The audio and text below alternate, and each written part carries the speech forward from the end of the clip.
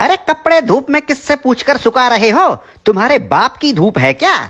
धूप चोर कहीं के, शर्म नहीं आती? गरीब मुल्क को नुकसान पहुंचा रहे हो, हुकूमत को लूट रहे हो।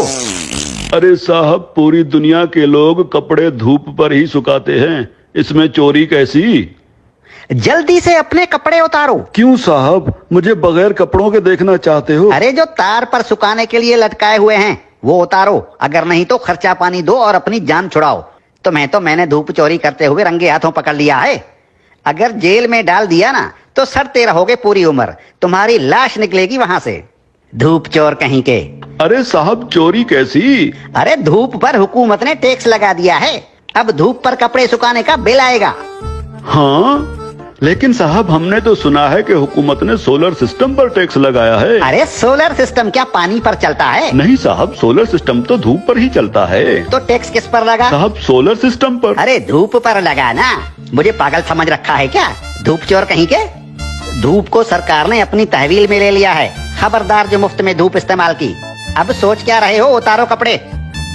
साहब मैं सोच ये रहा हूँ कि कैसे कैसे टैक्स लगा रही है हुकूमत हम आवाम पर। रेडियो हमारे बाप दादा सुनते थे और उसका टैक्स अब हम अदा कर रहे हैं। पीटीवी हम देखते नहीं, उसका टैक्स भी देना पड़ता है। बिजली का मीटर अपने पैसों से खरीदा और लगाया अपने घर की दीवार पर, लेकिन उसका किराया टैक्स की सूरत में देना पड़ता है। बिजली आने का टैक्स, बिजली जाने का टैक्स। अरे साहब, हम कौन कौन से टैक्स अदा करें? और जो IMF का कर्जा लेकर खा गए हो वो कर्जा कौन उतारेगा? अभी तो सांस लेने पर भी टैक्स लगेगा। मुफ्त में ऑक्सीजन गैस इस्तेमाल कर रहे हो, अपने बाप का माल समझ रखा है क्या?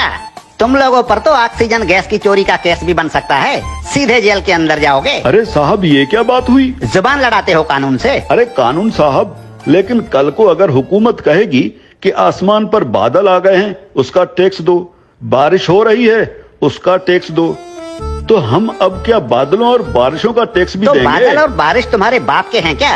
अगर बादल इस मुल्क के ऊपर आए तो वो भी इस हुकूमत की मिल्कियत हुई ना, आवाम को उसका टैक्स देना पड़ेगा। और अगर बारिश हुई तो बारिश का टैक्स भी देना पड़ेगा।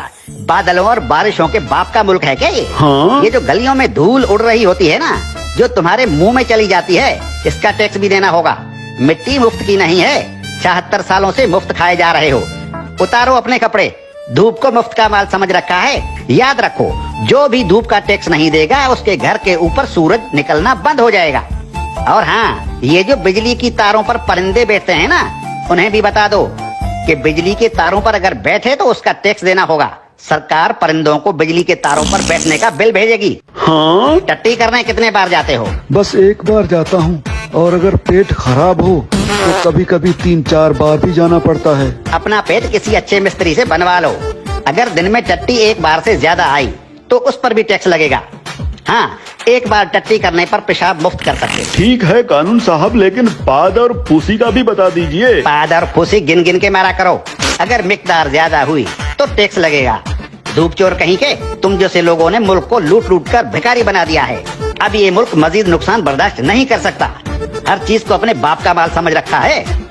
अब कानून हरकत में आ गया है, अब ऐसा नहीं चलेगा। हाँ? देखो, मुर्दा लोगों के डेथ सर्टिफिकेट बिल्कुल मुफ्त बनवा सकते हो। और क्या करे हुकूमत इस आवाम के लिए?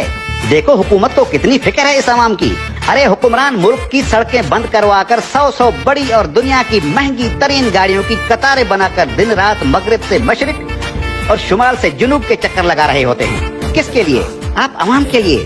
तंदूर पर रोटियां लगवा रहे हैं। इतनी फिक्र है हुकूमत को इस आवाम की। इस हुकूमत के किस किस भलाई से मुंह फेरोगे साले धूप चोरो?